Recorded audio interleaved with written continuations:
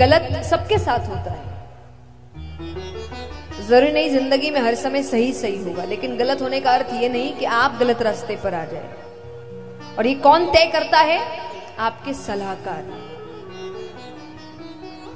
गलत पांडवों के साथ नहीं हुआ,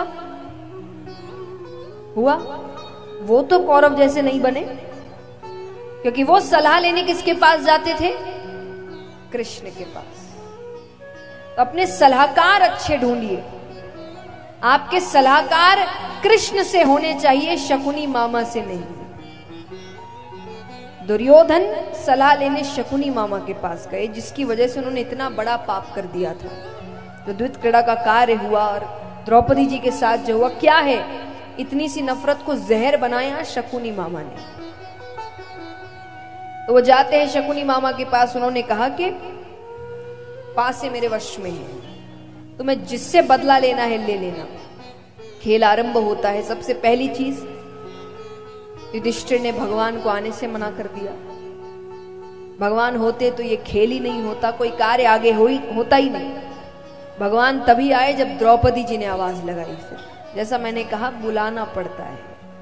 वो वहां नहीं थे क्योंकि उनको युधिष्ठिर ने मना कर दिया था। अगर वो होते तो कुछ ही नहीं होता, इतनी दूर तक बात जाती नहीं, वो खेल ही नहीं होने देते।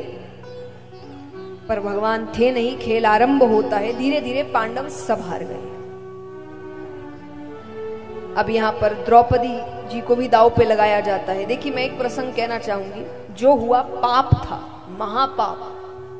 लेकिन जब इस प्रसंग को इस तरीके से दर्शाया जाता है कि पांडवों ने द्रौपदी जी को दांव पे लगाया क्योंकि वो एक स्त्री थी और स्त्री को अपना हक समझा जाता है, बाकियों का नहीं पता, वहां ये चीज नहीं हुई थी। युधिष्ठिर ने सबको दांव पे लगाया था, एक एक पांडव को दांव पे लगाया था। वो तो स्त्रियां नहीं थी, उनको कैसे दांव पे लगाया?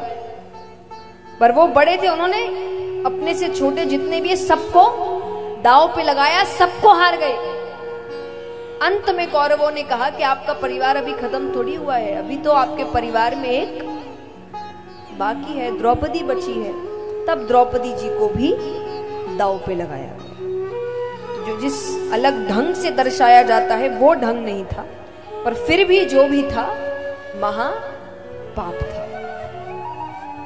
द्रौपदी जी उस वक्त रजस्वला अवस्था में थी, कमरे से बाहर नहीं आना है, आराम करने की स्थिति में है, तो उन वस्त्रों में भी नहीं है। दुशासन जाते हैं, केशों को पकड़ते हैं, खींचते हुए लेकर आ रहे हैं। ऐसा अपमान नारियों का उस वक्त राक्षसों की सभा में भी नहीं हुआ था। देखिए, कौरवों का या किसी का भी, तो मैं कहूं वहां बड़े बड़े व्यक्ति बैठे थे। द्रौपदी जी ने सबसे मदद मांगी थी। सबके अंत इतने खराब ऐसे ही नहीं हुए। जब आप नारी का अपमान करते हैं उस वक्त समझ में नहीं आ रहा, पर अंत बहुत बुरा होता है। कितना भी अच्छा व्यक्ति हो, पर उसका अंत, वहां भीष्म पितामह बैठे थे, ऐसे ही ऐसी मृत्यु आई। द्रोणाचार्य बैठे थे, ऐसे ही ऐसी मृत्यु आई। इतने बड़े बड़े ज्ञानी व्यक्ति थे, पर जिस वक्त आवाज उठानी चाहिए थी उस वक्त आवाज नहीं उठाई। जिस वक्त नारी का सम्मान करना चाहिए था, उसकी सहायता करनी चाहिए थी, उस वक्त नहीं की। इसीलिए ऐसा अंत आया सबका। उन्होंने सबसे मदद मांगी, पर किसी ने मदद, अंत में उन्होंने दोनों हाथ ऊपर उठाए। हे परम पिता परमेश्वर मेरी रक्षा करो, हे द्वारिका के नाथ मेरी रक्षा करो, हे द्वारिकाधीश मेरी रक्षा करो। और वहां भगवान आते हैं। भगवान ने जो साड़ी बढ़ाई, कपड़ों का पहाड़ लग गया, दुशासन थक गए, पर वो साड़ी शरीर से हटी नहीं है। लेकिन इसके बाद उन्हें वनवास होता है, 1 साल का अज्ञातवास होता है। वापस आते हैं, अपना राज्य मांगते हैं। दुर्योधन ने कहा युद्ध करो, ले जाओ। पांडवों ने कहा तुमने वचन दिया था। बोले मुझे कोई वचन याद नहीं। इसीलिए आज हर काम लिखित रूप में होता है। कौन पलट जाए अपनी बात से नहीं पता, तो आपको हर काम लिखित करना चाहिए। कहते ना, पहले की गलतियों से अगर नहीं सीखा, इसीलिए तो बदलाव जरूरी है। जो होता आया वही होता रहेगा, तो बदलाव आएगा कहां से? अगर एक ही चीज होती रहती तो भगवान 24 अवतार क्यों लेते? एक ही अवतार में सब कर लेते।